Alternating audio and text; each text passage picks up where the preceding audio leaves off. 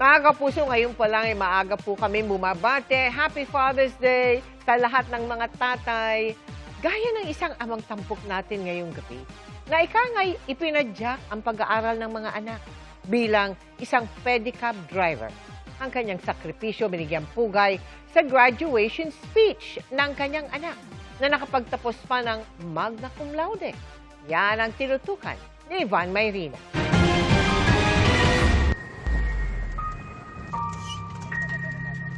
Bawat padyak at tagaktak ng pawis, katumbas ay baryang pambuhay sa kanyang pamilya. 2 kalahating dekada ng lumalaban ng patas si Michael Salvador. Pero ngayong edad 50 na siya, unti-unti na niyang nararamdaman ang sigil na ilang taong pagod ng katawan at sakripisyo sa init o ulan. At ang kanyang kaliwang mata, wala ng paningin dahil sa napabayaang glaucoma. Sabi ko baka dala ng pagod.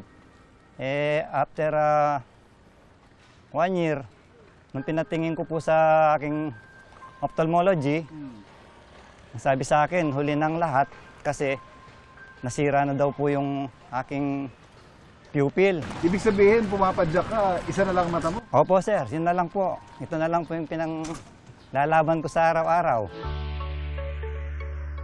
Pero kahapon, napawi ang anumang hirap at sakit sa katawan nang bigyan pugay siya sa entablado na ikalawang anak na si John Paul. Magna cum laude.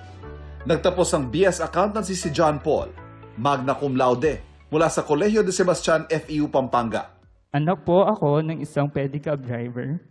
Hindi po madali ang pagpadyak sa ilalim ng init ng araw, sa gitna ng ulan, at sa mga araw na wala pang kasiguraduhan kung magkano ang maiuuwing kita.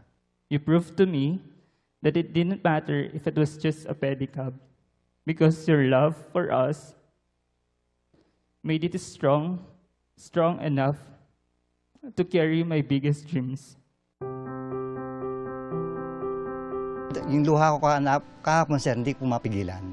Nung on the spot na nasa stage siya, tapos yung lahat ng ibinahagi niya, na-realize ko rin sa sarili ko na nakita pala ng anak ko yung pinagpaguran. Ang pagpadyak ay hanap buhay na nakagisa na rin sa kanyang amang rumaraket ding sastre. Mga marangal na kabuhayan kung tutuusin, pero ang pangarap niya ay hindi malimita ang anak sa mga nakagisnan at malayang matupad kung ano ang nais niyang abutin. Ayaw ko pong tulad siya sa akin na isang pedicab na padadanas po. Kaya ganun na lang po. Hindi ko na po inisip, sir, na mabigat to. Ayaw ko na. Mainit. Surrender na ako. No. Fight, sir. Fight. Ginagawa ko. Ito para sa pamilya. Sa family, sir. Opo. Ikalawa na si John Paul sa napagtapos si Michael. Kasunod ng panganay niya may trabaho na at nakakatulong na sa pamilya. May 2 pa, kaya wala siyang balak magpahinga. Bawat padyak, bawat ikot ng gulong ng kanyang pedicab, nakakapagalma ng katawan, hindi na raw mahalaga.